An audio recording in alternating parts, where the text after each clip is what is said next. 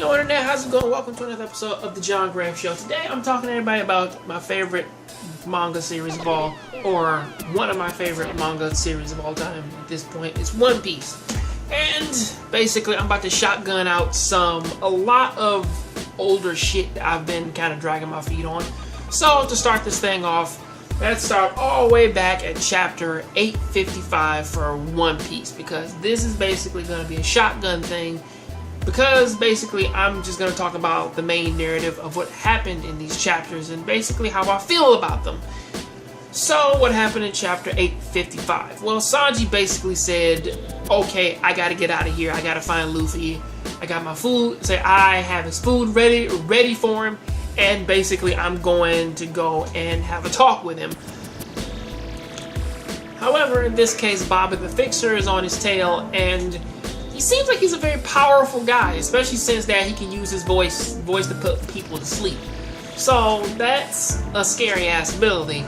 However, we do kind of flip from Luffy Sanji going over to meet up with Luffy in this case to basically everybody else. And what is everybody else doing? They're trying to save Brook from Big Mom's grasp. And basically Brook is at the point now where that he's so fucking chill now that he's falling asleep in Big Mom's hand. Now, of course, Big Mom is asleep along with Zeus, Prometheus, and I forget the name of her hat. But all five of them are asleep in her room. Brook resting comfortably in her grasp. And the weirdest shit is that all her tossing and turning really ain't fucking with him. You know, the craziest shit is that for basically a woman who is Yonko level, for Brook to be asleep in her hand as she thrashes about and shit, you know, well, now as everybody is trying to save him from her grasp and shit, he seems like he's doing pretty well. You know, like, don't got any more bruises, nothing, so like, didn't lose any hair. Like, he's fucking fine. It's really crazy. I mean, but then again, you know, he is strong enough to basically hurt like Prometheus and Zeus because he is the Soul King, so of course. But like this was mostly a scene that was played up for comedy, especially since when you do look at what Brook is doing though, or at the very least like when they tried to save him the first time and he freaked the fuck out and was like, oh no, it's a ghost and shit. Like, the fuck are you talking about, man? Or, you know, like bugs on me and shit, like they freaked him the fuck out. And, you know, like getting Prometheus and Zeus to wake up, making them think that say that it was a fly in the room. God forbid that they thought that it was a fly, because if they actually knew what was going on, oh boy. But at the end of the day, they do manage to save Brook, you know, after everybody gets their like comical turn of trying to save him. It was Jinbei and Nami who actually did manage to save him.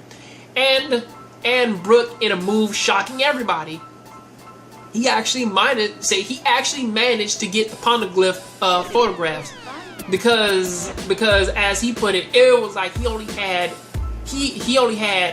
I think seconds to basically take those pictures, store them in his skull, and then big ass pictures at that, you know.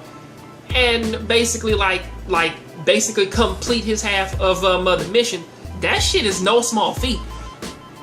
To be fair, it's like, I think it's kind of like upon that thing that like it's sort of like that thing where like you watch Luffy, Sanji, and Zoro do a lot of interesting shit that basically you kind of forget about the other Straw Hat members who do similarly amazing shit, like similarly amazing miracleistic shit, you know, because again, like just like all the way back in Dressrosa when fucking Usopp made the save, like with him awakening observation haki, in this case for Brook, like he did a fucking amazing thing by like taking those pictures and storing them away in such a short ass amount of time with all that damage he received.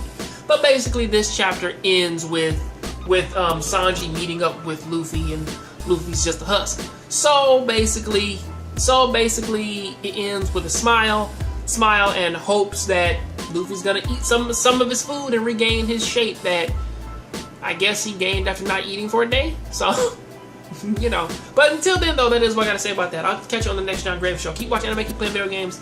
Tell me what you think about this chapter down there in the comment section. Sorry for the late post. And more is coming. I'm out.